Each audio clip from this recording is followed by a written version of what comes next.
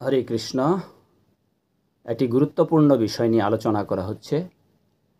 দশবিধ সংস্কারের এক সংস্কার অন্নপ্রাশন।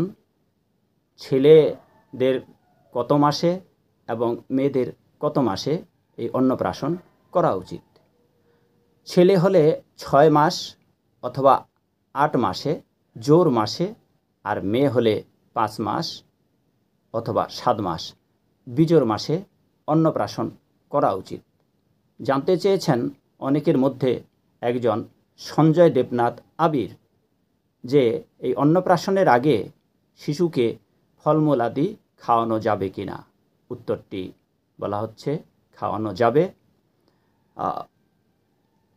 তবে বাচ্চাদের অন্নপ্রাশনের সময়ে ভগবত প্রসাদ খাওয়ানোই উত্তম।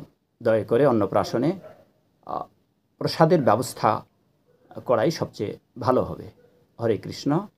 জয় শিল প্রভুপাদ। জয় হোক আপনাদের সকলে।